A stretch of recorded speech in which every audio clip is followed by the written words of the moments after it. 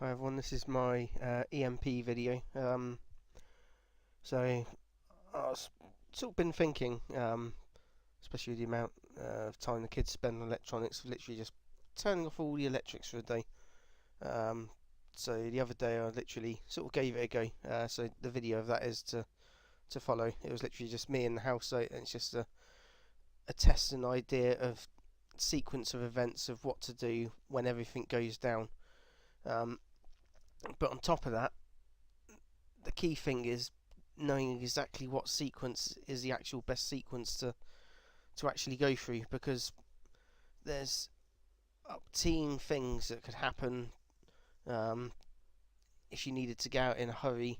There's things you're gonna you're gonna be so stressed that you're not actually gonna think what you want to pick up. You're gonna pick up the right things. You're gonna literally have everything on you that's needed. You're gonna get, especially if you're leaving your location as quickly as possible, which I believe is really going to be key as to as events unfold as to what will be required. So I sort of filmed the video, and I think it's about 30 odd minutes on top of whatever this bit's going to be, and I was going to post it on, but I had a comment on one of what I'd say is my more sort of normal videos, just for like a get home bag. I just feel nuts doing this, but I then thought, well, yes, it is sort of nuts, but at the same time, everyone just expects that if everything just goes to hell, that you're going to get help. And the realisation today was sort of seeing a video on the Caribbean and what's happening there, and just generally sort of Puerto Rico, and how they're just people waiting at the airport sort of 3 days in, and no food, water, sort of getting through, that sort of stuff. Or I'm assuming there must be some getting through, otherwise it'd be a lot worse now. But obviously it's sort of very critical, and they're just sort of sat there waiting at the airport, stood there waiting in queues, just waiting to get out of there. And in all realism, if the people that need to help you are stuck trying to help you, because all the food's stuck in ports and stuff like that, because you can't get it off because there's no electricity to unload it with a crane, then there you go. It's going to make no difference. They're as stuck as everyone else when it comes to unloading and helping. And so so I want to make sure I've got a complete checklist, and I'm going to print this out for myself as well. And this is just my idea for me. Other ideas might work for other people. Sort of all sorts. You can even go as far as sticking little maps in as to where bits are on your locations, to where you need to get them. To pick things up. So if you got sort of family in the house, that you can allocate tasks, and that is another idea of this, is knowing where things are and getting everyone to do their parts. Even kids can be helpful. Sort of they're much lower on the priority list in terms of the bits and pieces they will be taking, but it's still very essential for them to have some sort of home comforts. So you can get the kids literally just packing a bag, tell them to go get one of their little rucksacks, something, and just fill it with their most essential things that they want, and literally do that. Right, so here is my list. It's sort of split down. I'll go through the reasons for these as well. So first off, communications. If all power goes down, but there doesn't seem to be signs that there's an issue in your area, who knows, it could just be a power cut. So sort of jumping through all of this is just sort of then daft. Communications is going to be a pain anyway. Realistically though, mobiles and landline telephones are battery backed up across the system, so they will last for so many hours. Depends where you are and sort of what power they're connected to. You might find quite a few telephone masts and stuff have no battery backups in at all for mobile communications, so generally that might go down pretty quick, pretty rapidly. But landlines should stay up longer.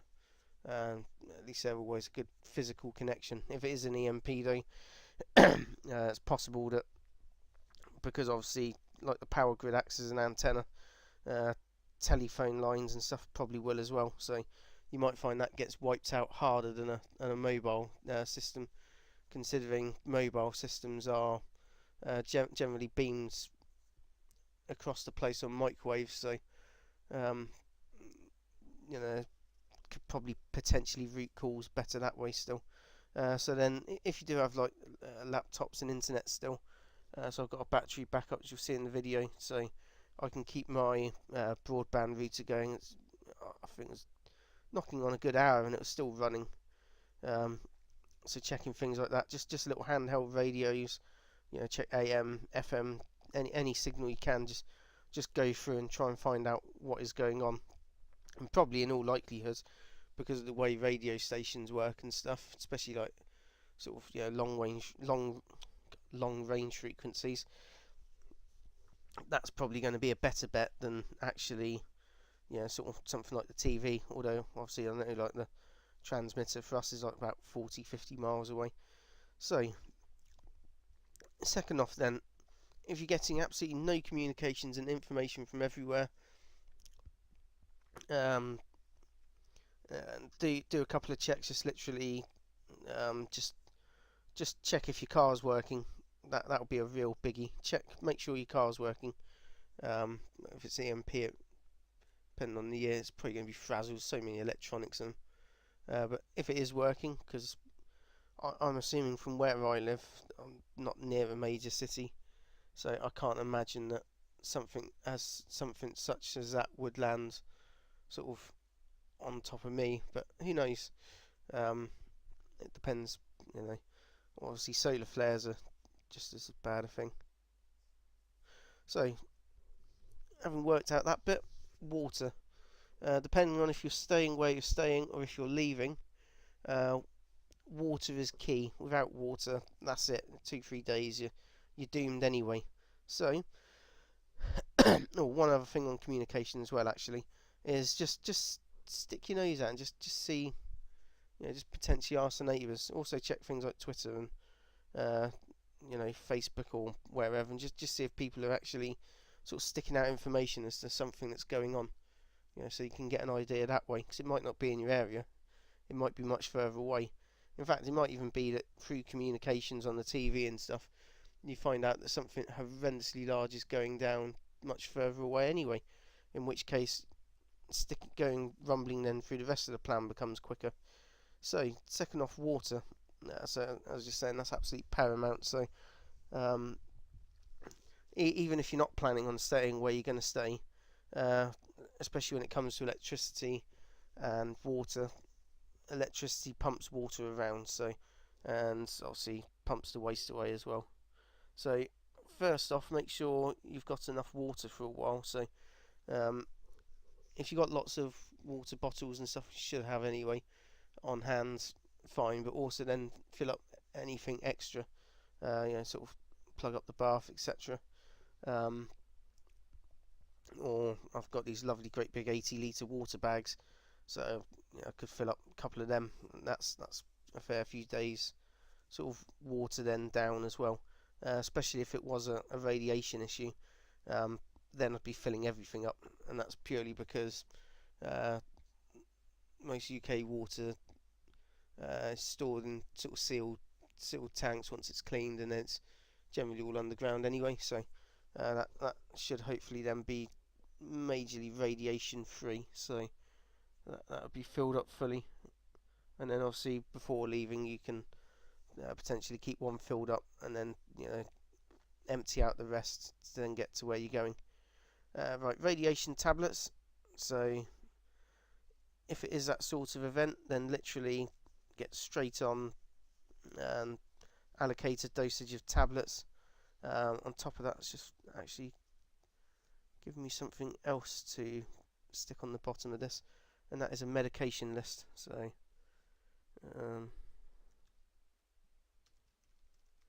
and that is so that you can actually track as to how much you've actually given everyone, so that you can then see, right, well, I gave certain, say, this potassium iodide tablet at 12 o'clock, so right, they need another at 12 tomorrow, right, done. Right, bug out kit. So literally the next things is getting everything ready to move as soon as possible, and this is going to serve two purposes. One, although I try and keep a fairly good inventory and stuff, it generally isn't going to work out 100% as to what you know you've got. I know I've got enough food for quite a while. It'll be very bland and boring, but I've got that and seeds, etc, etc, etc. So bug out kit, most of it is, from this point on, is generally assembling everything ready to load the car with, so that you can load the car and get on your way. If it's not car, it's going to be bicycle.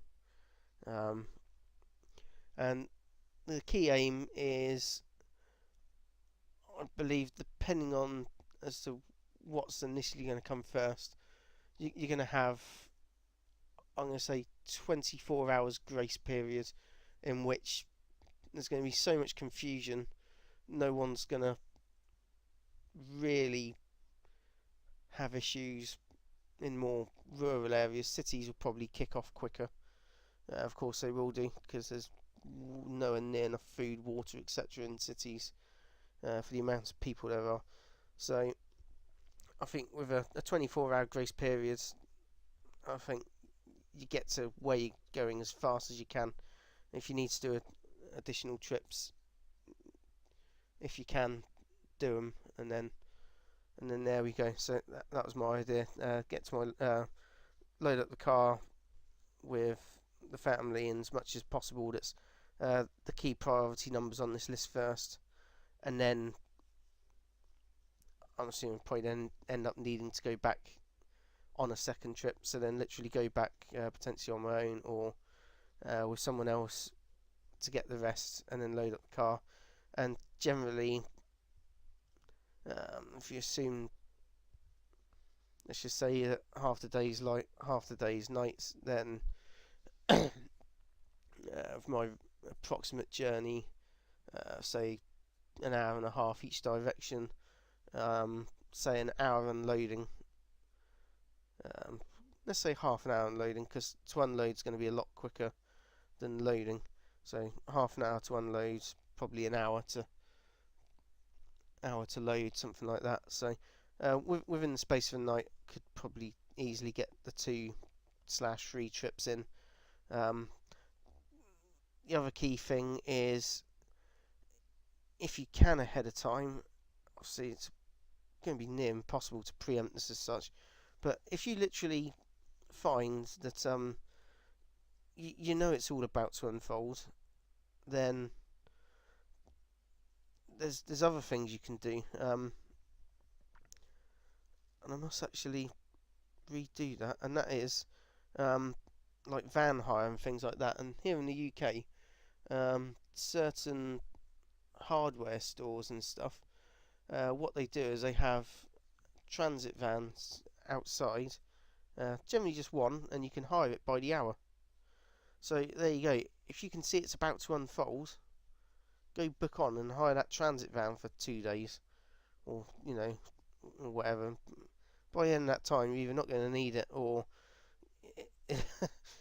yeah, you're either not going to need it anymore, or it's just generally not going to be an issue. I guess the only one danger of that is, now thinking about it, it's one thing to really stick your eggs in the basket, is I can very much imagine they can immobilise the vehicles from somewhere else, and very much imagine that depending on what happens with systems, if everything goes down, they might automatically immobilise them anyway. So one thing to think about there. Right, maps and navigation, just making sure all your maps and stuff are together as well. And as you can see from going down this list bit here, it's just generally mostly assembling and just making sure you actually have everything that is a priority, and that you don't overlook things. So like, so put weapons much further down. The UK is, I don't think, it's as much of a threat. Especially first off, there isn't going to be. And even then, it's mainly going to be improvisation and imagination.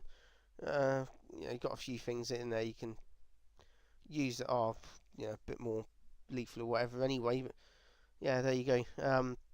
Seeds, cloves. So generally, what you've got might be all you've got forevermore. So this is one worry I keep having, and I keep thinking about sort of kids and shoes, and obviously kids' feet grow, and they grow and they grow and they grow, and obviously they go through lots of shoes, kids, and that's just literally buying a pair of each size, so that they've always got a pair of shoes to grow up into. So that's been a bit of something I still need to look into actually. Solar chargers and batteries and things like that. That's quite low down the list, and that is generally because they're not going to last forever. But I know I've got lots of information and this and that on them, and I've got my solar charger and stuff all wrapped up EMP packed, and I am very shortly actually going to go and throw that in the Dutch oven, because obviously that is just a gigantic lump of steel, and that sat in the middle of that should survive just about anything. And then at least got a solar charger, a cable, and a tablet, which then has a memory stick with literally as much knowledge, books and information on just about as much as I could think of on it. Right, then things like toilet roll, luggable loo.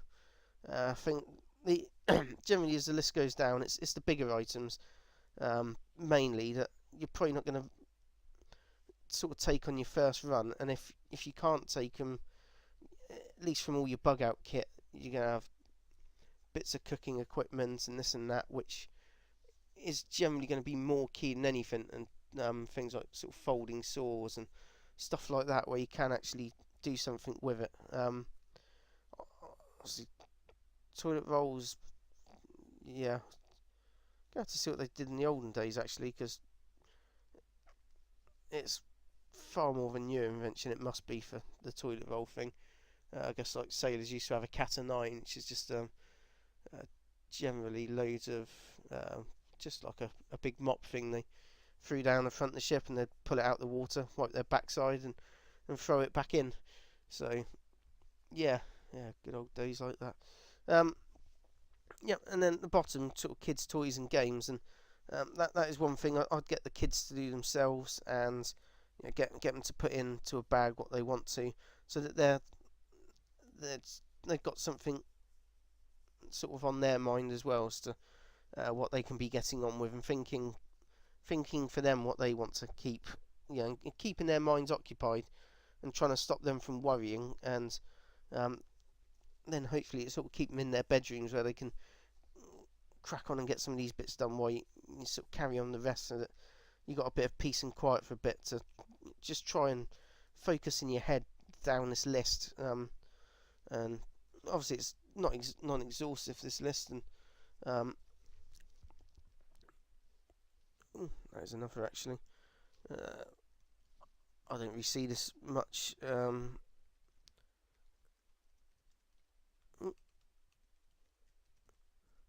don't really see that as much as a priority if everything's completely failed. I guess it might help in the long run some way, but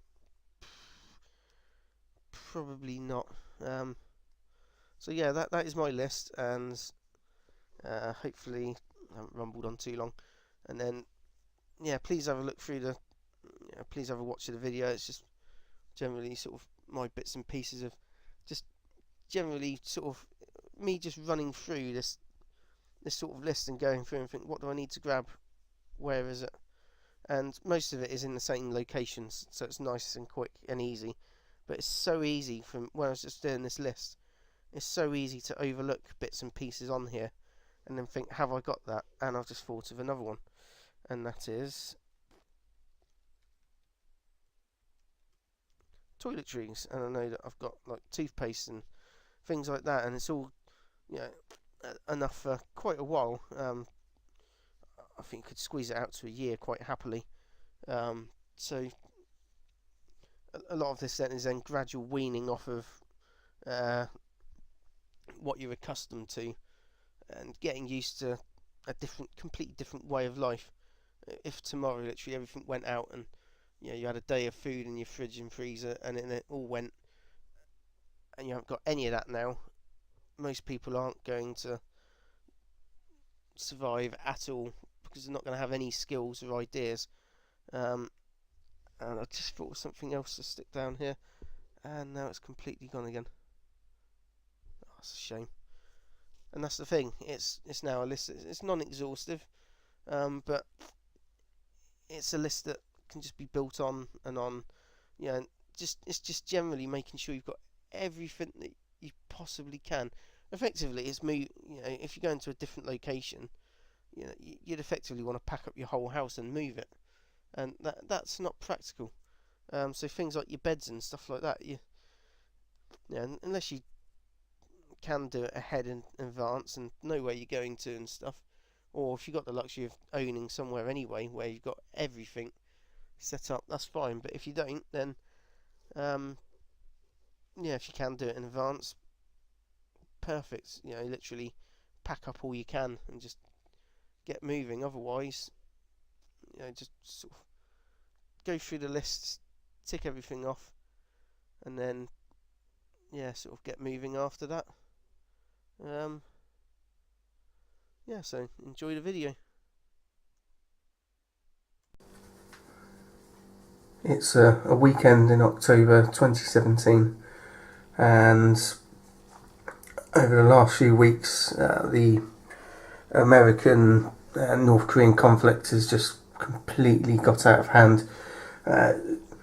It started with Americans flying jets far too close to North Korea, North Korea declaring that was going to mean war, and then as a few of the jets flew off the coast, they were attacked and shot down with missiles from North Korea.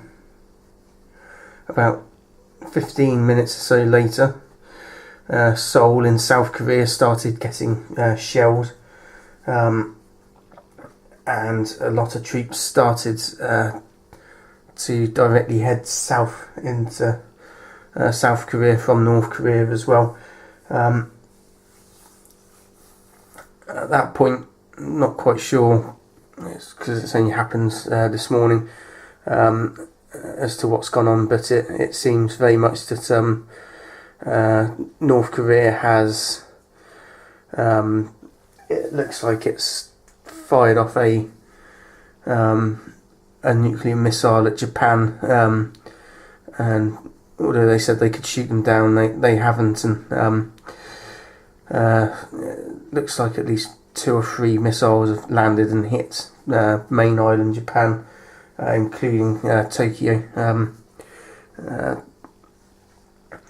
So with that, then counter-strike, the Americans from a submarine somewhere off the coast of North Korea have launched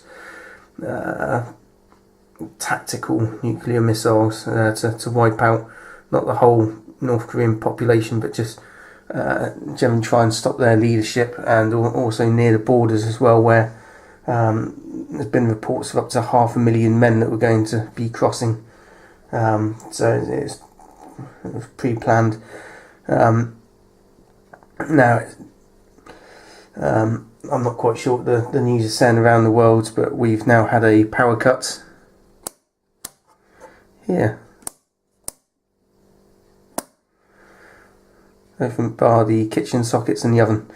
Of course, this is actually just a test. This is going to be my EMP test today, and in deciding then what would be the longer term plan from this as well, because what is absolute key is having a plan in place and being very decisive with what you do, because if you're not decisive, then it's probably going to possibly cost you your life, your family's life, potentially others around you. So you need your plan in place.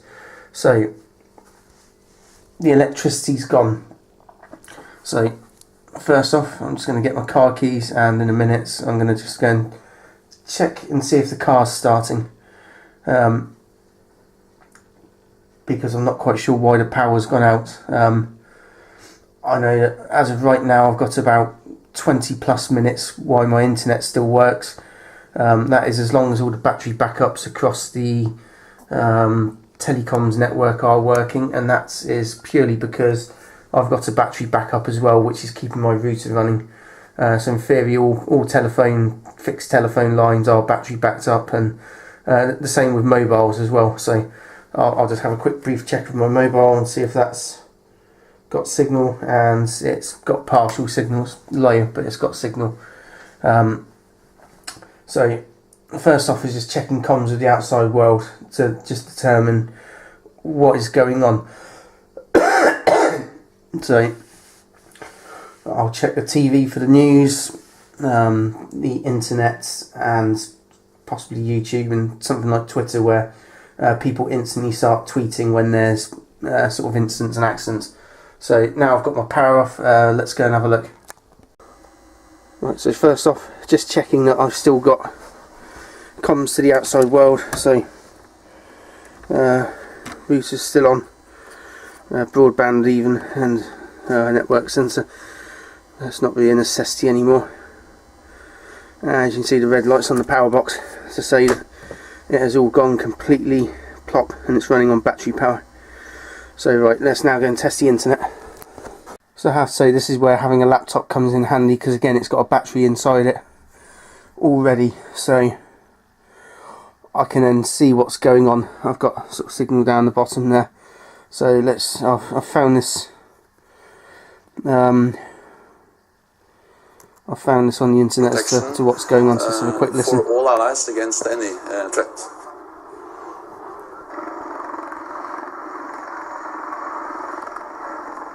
And we've just had reports of a major detonation at Beale Air Force Base in California. We've had amateur footage from a number of sources in Sacramento that clearly show a huge cloud from what appears to be a massive explosion in the distance. Beale Air Force Base is part of the US Ballistic Missile Early Warning System and is a very important strategic target. We're receiving several videos and photos from news agencies indicating that something very serious has happened in California. We're expecting a statement from the Federal Emergency Management Agency at any time now. And we've just had a statement in from NATO Central Command. Western forces have used battlefield nuclear weapons against advancing Russian troops in eastern Poland, and have also confirmed the destruction of the Russian city of Kaliningrad. Right, so there we go. Obviously it's not really quite right being Russian rather than Korean. I don't think the Russians are doing anything.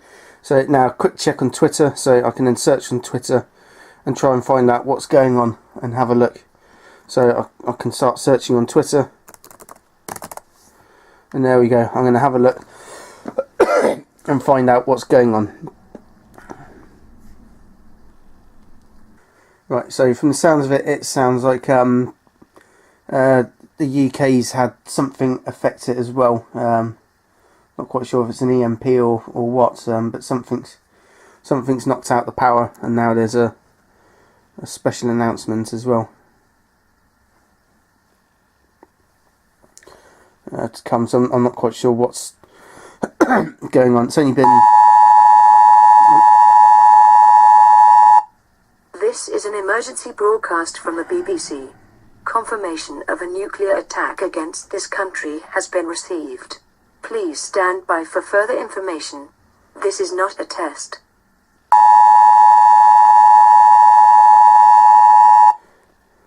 This is an...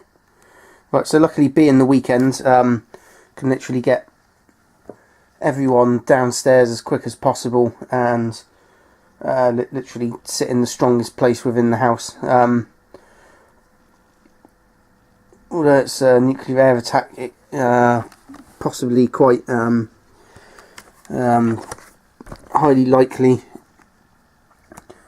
I would assume that being the UK, major cities would be first hit, and that is probably what has knocked out the power earlier.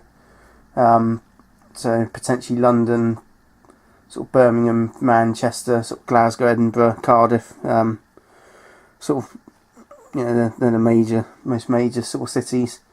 But then any sort of strategic cities on top of that to sort of be taken out, or if it is an EMP, then it's potentially frazzled a lot of the electrics most places. But there's still snippets of information coming out where areas are functioning. So let's try and have another look on the internet. Right, so I've just tried the BBC website now, and it's down. So servers somewhere have obviously been knocked out for it. So from this and seeing that the power's out, it's gone eerily quiet outside on the road. So I'm assuming that whatever is happening is on a much larger scale. I've tested the car, and the car is actually working. So now it is time to get the plan in place, which is to load the car with everything essential and hit the bug out location. So let's do that. Right, so first off, all supplies. So literally a lot of it is already stacked in boxes, so that's perfect. Can literally cart out the boxes instantly as soon as possible. Unfortunately, some of it, especially like the MRE foods, are not instantly available, which is a bit more of a pain. Other bits and pieces, ration heater packs, first aid kits, are all completely near enough boxed up and ready to literally be pulled out as well. So I can literally get all of these together, including all of my jars of seeds, and get them going out and ready. In the first aid kit as well, which I'm going to get out right now, is what are effectively radiation sickness tablets. I've just got a cheap alternative since it's potassium iodide, and that's it doesn't really matter if it's these £6-7 odd tablets off Amazon for 100, which are going to be exactly the same considering it's just a dosage level, as compared to paying £30-40 for a course of radiation sickness tablets on eBay. So right, literally going to dish out one of them each to the family now. So literally start building it up just in case, so that our thyroids should be okay from any issues. So right, I'm going to start packing this. I'm going to delegate. If you've got people around, delegate. So the wife and kids, I can get them to get lighter things and start doing that sort of thing with kids and stuff, and get them to pick their board games, their tablets, entertainment things for them, and get them packed up as soon as possible. All certain things like chargers, etc. So power banks, be taking everything I can like that, solar chargers, etc. I'll see what I can load into the car on the first journey. It's approximately probably about a 70-mile journey. I've got it planned, all the back roads, so we can avoid if there's been any incidents. So I should be using our back road routes.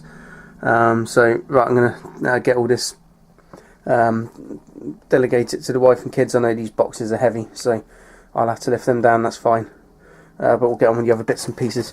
I've also got, within here anyway, in here I've got a tablet in foil, and a solar charger, and a memory stick with as many bits of information as I can on for sort of passing on in case everything else is wiped out. That's wrapped in foil, and it does actually work when it comes to stopping signals. So right, let's get all this in the car now. The second time as well, we've still got power on this box and still got the network box. That is quite valuable as such, because it is a battery in a box. So that will be coming as well if I've got the space, but we shall have to see. The network box as well would definitely be ideal, because it's absolutely got loads and loads of movies on, so things for entertainment, quite possibly. So I very much imagine what is going to happen now is generally going to be the world as we know it wiped out. And if you've not seen from my channel, this is obviously part of their plan for the Planet of the Crossing, Nibiru, Planet X, Planet 9, Planet 10.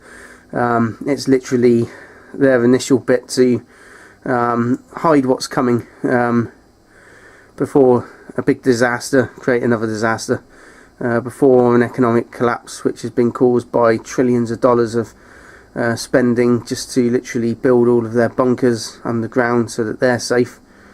Cover it all up with a war. There's trillions that have been hidden. Anyway, right, I must crack on because time is of the essence. Right, also things like fire extinguishers, if I can get them in, I'll take them. I think something like that can sit in the front of the car, because depending on what happens on the journey, having something like this to hand could be an absolute, as it says on it, lifesaver. And that is going to potentially be key. A couple of fire blankets as well. So emergency equipment like that will be taking, because depending on what happens, if there's now a fire, potentially there's going to be no one to help. The same with police and vigilante as well. So let's crack on. One thing I've just realised is within this cupboard is actually a light, and I've just tried turning it on, thinking why is it not coming on, and then I just realised, of course, the power's gone, so nothing like this is going to come on. So right, all bug out equipment needs to go. So a sleeping bag for everyone. With ones like this, compression sack, I'm going to compress them down to as little as possible. Absolutely everything I can take that is absolutely essential is coming. Yes, granted, the aim is to aim for our bug out location, which is a house. But the problem with that is that if it doesn't work out and you get stuck somewhere, you're still going to need shelter. So tarps, bivvies, tents, etc. I doubt it's going to show up. Water, toilet roll, things like that that can be compressed. All of this is going to come. Having a car which is fairly large, hopefully I should be able to squash the kids in and squash as much in as possible. Also there's a luggable loo which is full of toilet roll, and somewhere in there as well is actually car roof storage bags that fold down. So I think they're 150 or 300 litres each.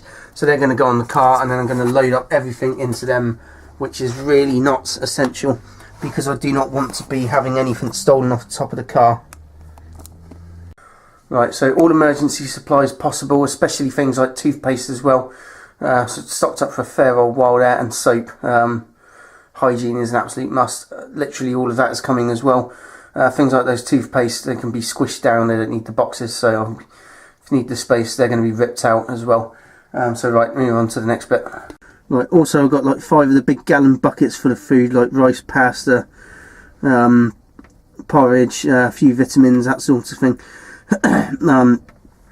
These can probably go on the roof of the car as well, because I think they're too bulky. I could take the food out if needs be, and just pack every single spare inch of space in the car as I can. So right, they're going to come out now as well. They're also too heavy to be carried down by the kids. Probably the wife could manage them, and she's going to have to help. So let's carry on.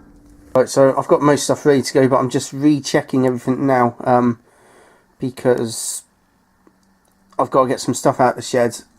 The car's near fully packed. I can tell most people are very fearful. Most are sort of either indoors or they're doing exactly what we're doing, just having a quick look down the street. There's 2 or 3 which, you know, sort of running around, and everyone, it just seems very, very quietly.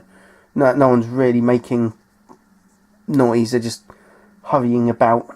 Yeah, I've had a quick word with the neighbours, and said that, yeah, this is generally the beginning of what's going to sort of continue with what's going to happen in the world over the next, I'm assuming it's going to be within days to weeks to a month or so tops, before literally the full cataclysm takes place.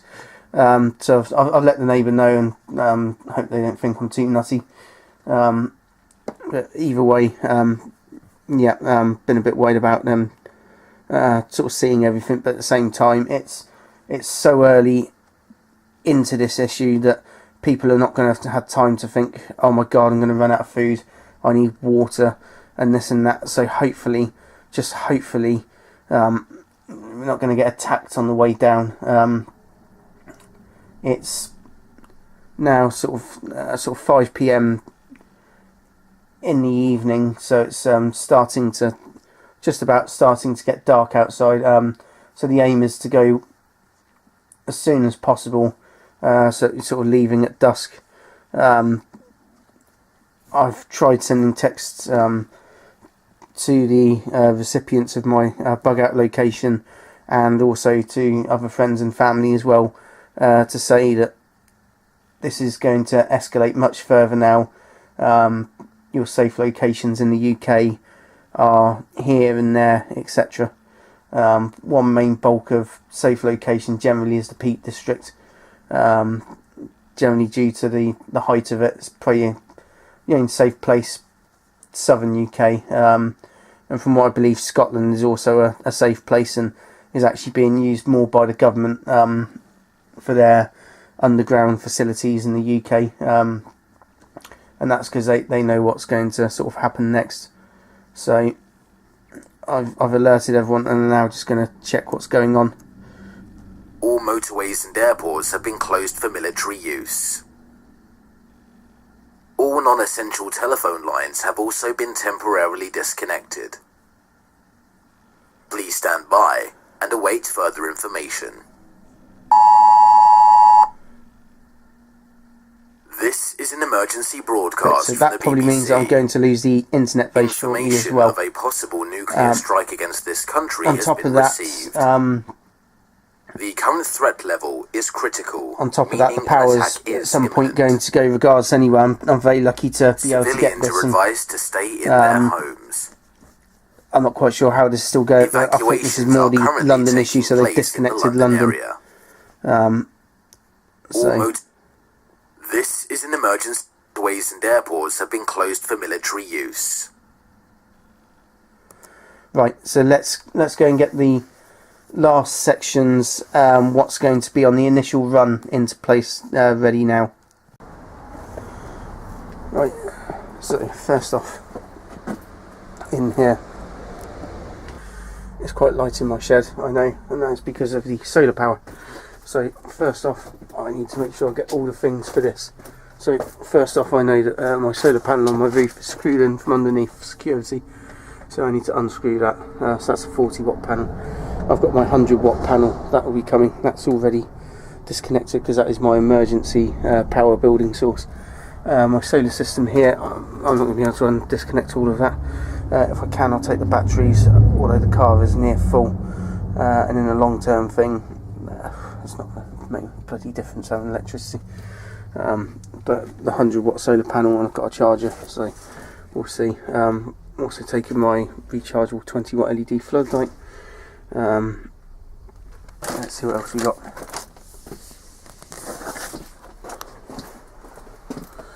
Right, first and foremost, canisters of fuel. So these are actually generally full of diesel, all bar one, which was petrol for the motorbike. So I'm going to put them in the car as well, most definitely, because if there is problems, I can still get further. Also, because there's no power, it means there's going to be no pumps at petrol stations. Very few actually have battery backup or generator backup, so you're generally stuffed in getting fuel.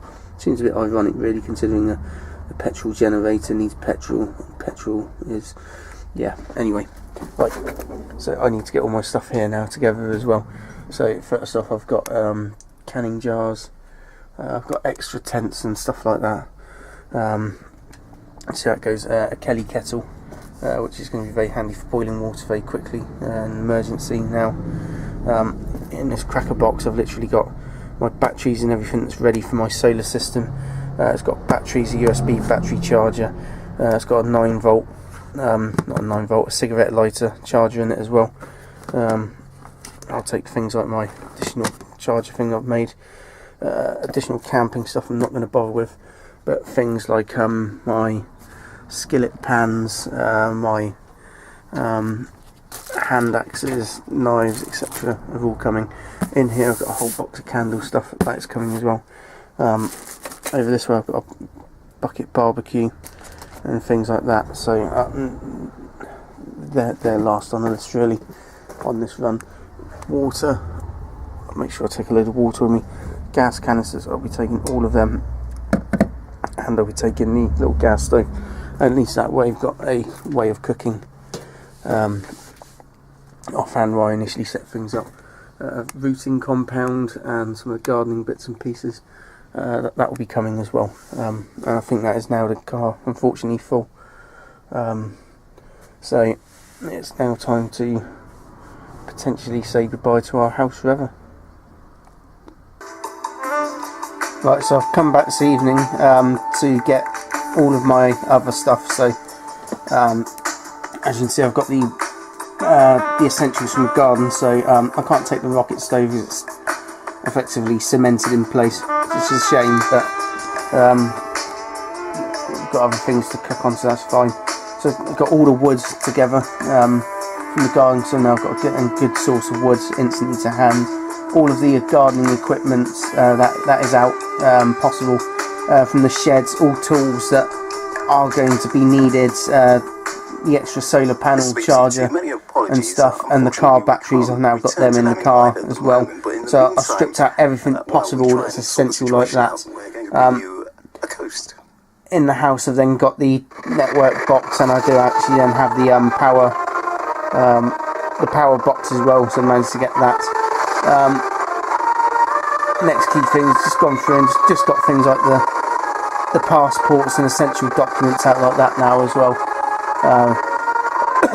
It's been quite a tiring day, and it's now just coming up to midnight, so it's rather on the late side. I just tested the network box and the laptop though, so I didn't take that with me at first.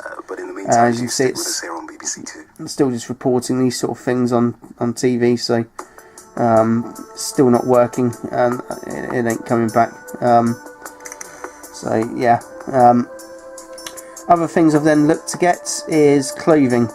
In a world without no electricity, the most simple things like clothing now are going to suddenly become the most expensive, because instead of your cheap £2 t-shirt, it's going to take God knows how long just to make them, and they're all sort of cotton and stuff, which is imported, which is why I've got things like cotton plants and coffee seeds and tea seeds and soybeans and just about everything you can imagine.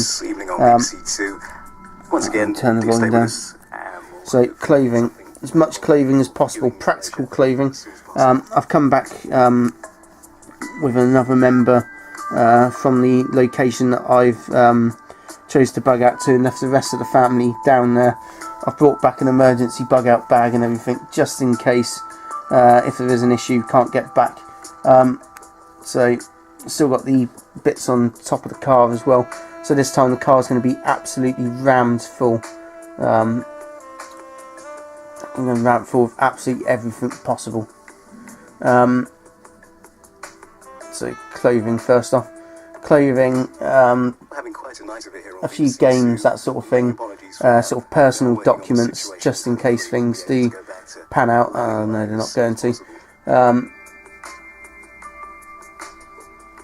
Yeah, it's funny what you can pack into a car when it really then comes down to it as to what you value and what is really valuable.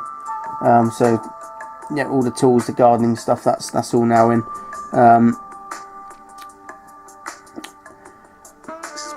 Yeah, so pretty much just been loading back up. The roads were extremely quiet.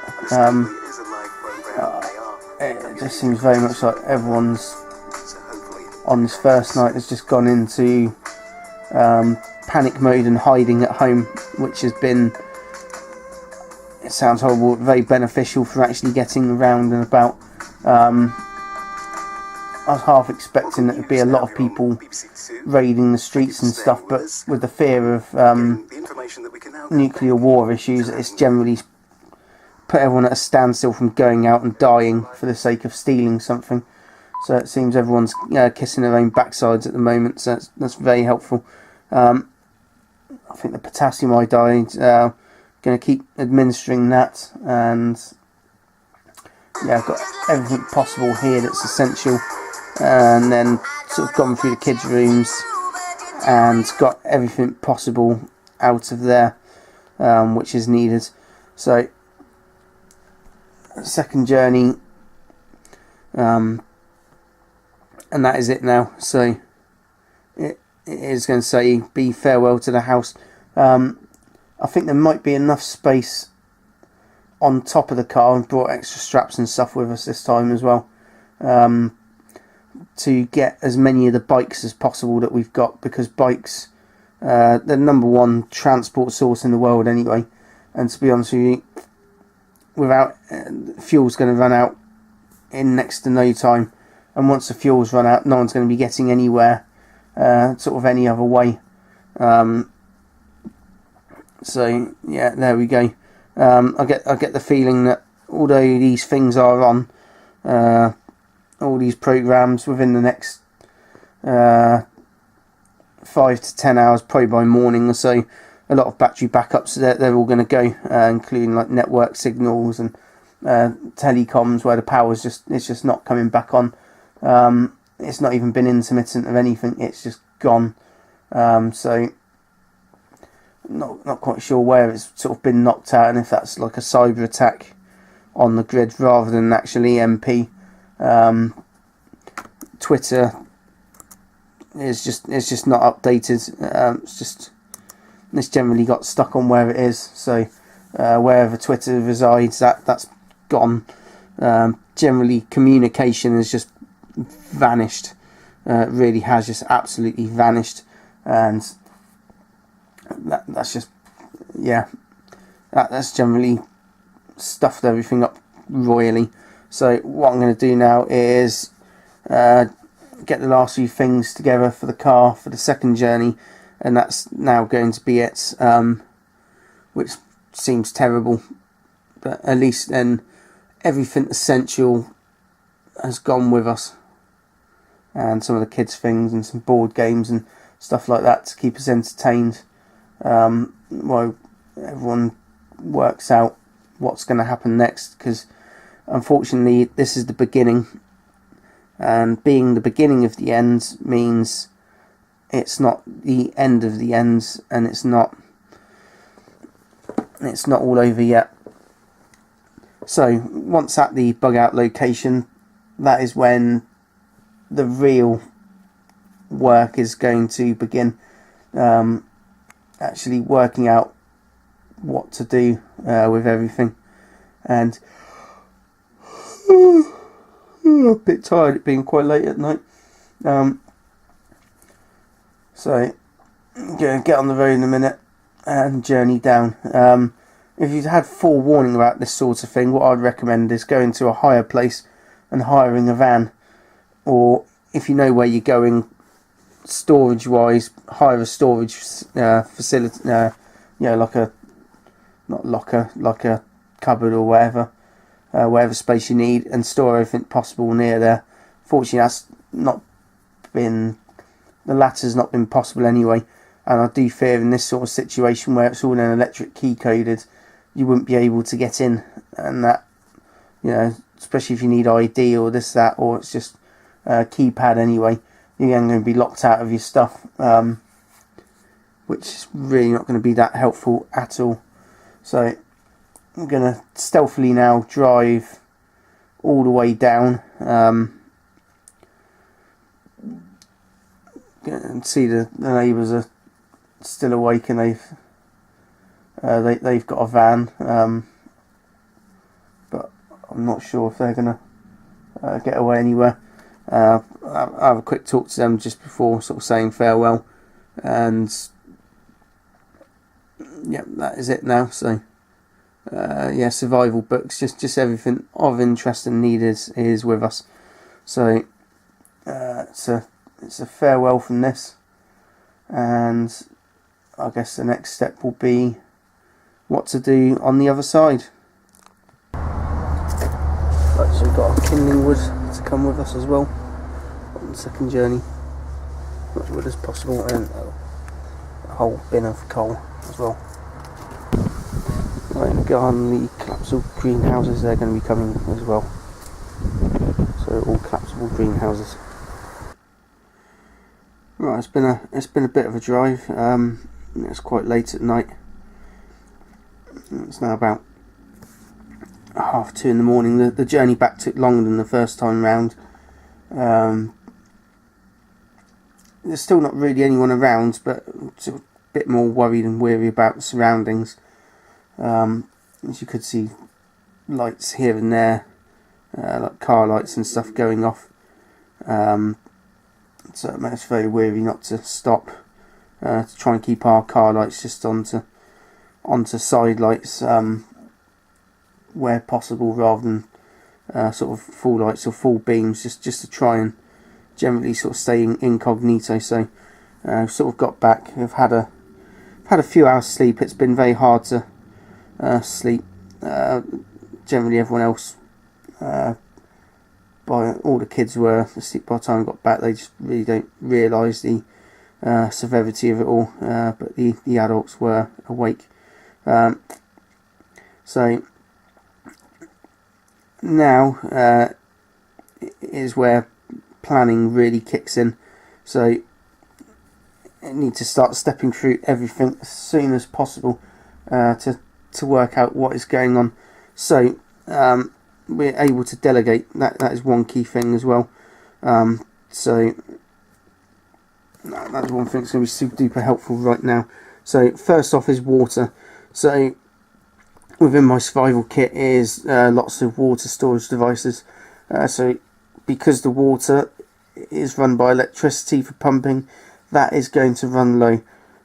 People are going to run out of water quicker than food, and then once they're out of water, people are going to get very sick and ill. Also potential radiation now as well is a real issue till that sort of settles down. Also, I don't know if the nuclear power stations within the UK, literally if they go up, then that's potentially going to cause an issue as well. So first off, water. So we've been filling up absolutely everything possible with water. Things like the bath, sort of silicone sealed up, and just sort of cover the top over in cling film to keep that as sterile as possible. No, that's going to be a problem as a drinking source, but for other things, potentially sort of gardening, sort of clothes washing, things like that, for now that is going to be generally okay. All the other water source bits sort of been filling up. Sort of rain catchment started sort of thinking of ideas for that. So we've got a water butt with us now, so we can tap into the roof water coming off the roof, or just direct it in from a big tarpaulin or so in the garden, so you can string that up when it's raining, so it's not there all visible all the time, although where we are is fairly secluded anyway. Obviously with what's happened, water from radiation in water and stuff is a real potential danger, so for now I'm going to leave that as well. So I'm going to just live off the water we've got. Food, got a fair bit of food that came down, so that is being inventoried by other members, adults of the group, and they're writing it down, sell by dates and everything as well. The fridge and freezer food we've not actually bothered doing too much with, apart from the we started deciding what we're going to cook up as soon as possible food wise on that. So all meats etc. are being cooked, and they can't really be stored too well, so we're going to be having a fair bit of meat for the next few days, and loaves of bread and stuff that are still around. Generally looting and stuff is going to start happening, and I've got to say that this is the end of everything, and the problem is we also need food, and so we're going to organise going in with them as well. Just literally local supermarket, unfortunately, and from my supermarket sweep video, going to rumble through and going to get sort of tins, the things people are not going to think to hit straight off. Everyone's going to run in there: milk, bread, water, the things that they generally default to by human nature. So you're going to default to other things that are much more longer term, so tinned food, rice, tinned fruits, dry fruits, all the fruit that's in there possible, which has got seeds in and stuff like that. It's generally going to rumble in, try and get all of that. So that is our plan for. That is part of our short-term plan right now, is to head down and see if literally it is already on that verge, because I can guarantee that even police, etc., if you've got families and loved ones, you're not any longer going to be policing the street, you're going to be protecting them. So we've got that party ready and sorted short term. Right, shelter. Shelter comes under the short term as well. First aid, we've got all first aid possible, although tablets and stuff. So as well as the supermarket, I'm very sorry, pharmacy, but we're coming for you too. So yeah, we're the pharmacy for medicines for party members, for group members, which they're no longer be able to get. You know, all those possible antibiotics and stuff. So all of that sort of thing. I can very much imagine a lot of it is potentially sort of gone already anyway. Also the library, we're going to be making a collection from the library. So going in there and seeing what survival things, local geography books, things like that, which are going to be helpful for a longer term view. So these are the first kick-off short-term things that we're going to be doing. It sounds absolutely terrible, but it really is out there now that things aren't going to come back on, and it's going to take a very long time. And if you're not in there first, you're not going to be in there at all. So I'm going to start on those bits. And if one it all does come back on, the law comes back to us, then guilty is charged, along with probably the majority of people. The people that are going to survive are going to be the ones that are out there doing these bits and pieces initially, and then it's going to have to form into groups. So right, shelter. Although we're in a house and it's sheltered, with the passing of Nibiru soon, it's not gonna stop here. This is just a taster sort of thing, and really just a way just to rattle the world's population down quicker by the elites. So shelter. So in the garden, like I said, from the garden at my house, brought as many things as possible. So spades and stuff like that as well. So I'm not quite sure where to do it yet. Thinking instead of the garden for a shelter, we're actually going to start under the house. So digging into the house if possible. Without power tools, it's going to take a lot longer. I think the house, unfortunately, I don't know if it's concrete or wooden foundations yet. We need to get through them. Hopefully, I believe it might be wooden floors raised on a concrete bed. If so, then there you go, you've already instantly got a concrete roof above us. Even if not, we've got a wooden roof above us, which we can then potentially start reinforcing from underneath it. So the shelter short term is the first thing that's going to be needing to be dug, especially where I got the energy. First aid is in there, I said, hitting the shops, but also should also be in there actually sanitation, and the sanitation is generally going to be food as well, not food, sorry, human waste, because that is what is going to make lots of people very ill very quickly. And then once people are out of food and water, obviously the situation is going to escalate a lot worse at that point, which is not going to be very good. So having a shelter in place as soon as, because of provincially what's going to be happening above our heads, is urgently needed. So that is the first bit to be digging. Unfortunately, because of the way the world's gone so quickly, it's not been possible to get the bits and pieces that I wanted to get in time. So there's a building site nearby, so we started scouting around there.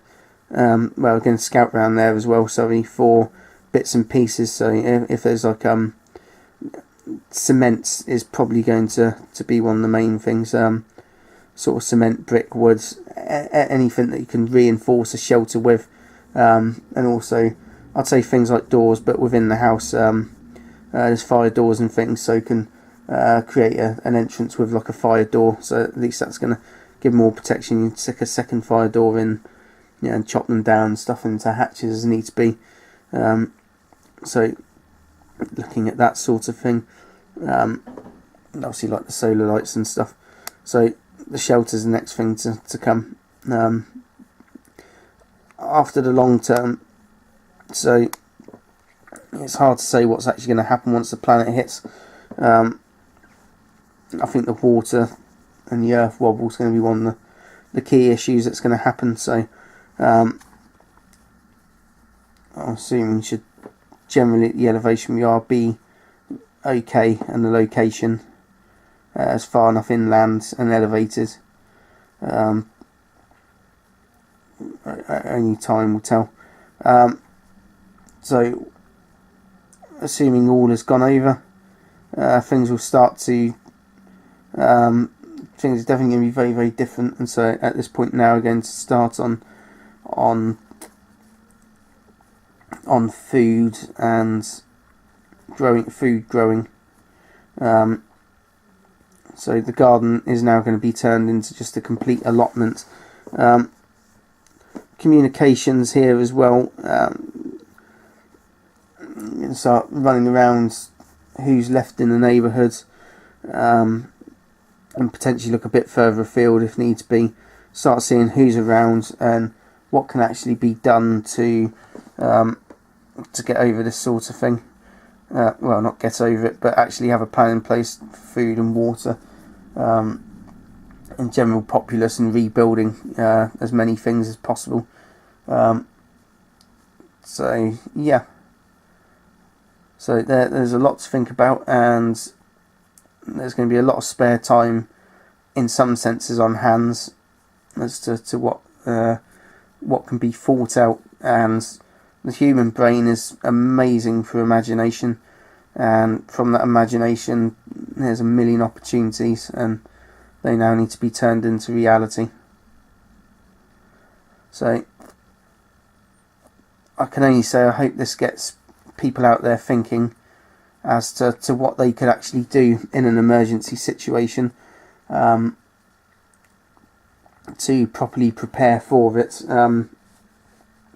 Obviously I'm no expert, I can only use my imagination and try and take as much information in as possible, like the next person. But going over things like this, it's a sudden eye-opener as to what potentially is going to be important, and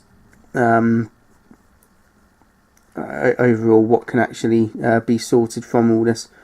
I'm just rabbiting now, aren't I? Yeah, I bet no one's watching anyway by this point. If you are, leave a comment. But otherwise, stay safe. Try and think what you can do to come out of this, because there will be survivors, and in a brave new world we can make it our world rather than the world it's sort of come to be. Thanks. There's just one more thing I just need to say as well, and that is it is really worth getting like I know it's 40-50 odd quid, but a battery backup like this. This is still running the network box and the Wi-Fi router, so incoming communications.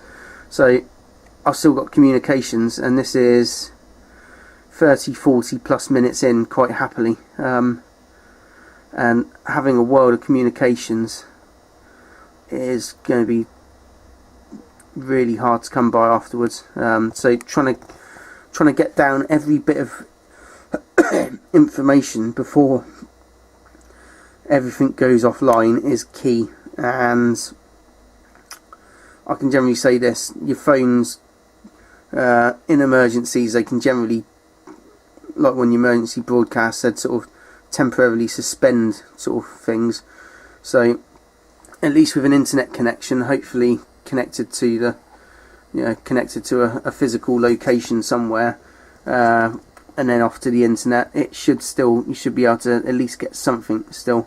And if you're getting nothing, then at least you know it is cataclysmic, very, very sort of early on. So really worth getting one of these bad boys. And I've got to say, if it really was an emergency situation right now, I would have disconnected the network box ages ago, so that literally I could run the broadband router for a lot longer.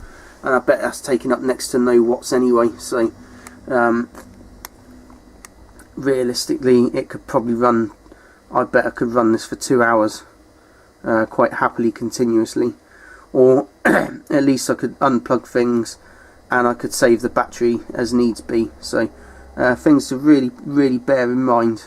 So yeah, good luck everyone.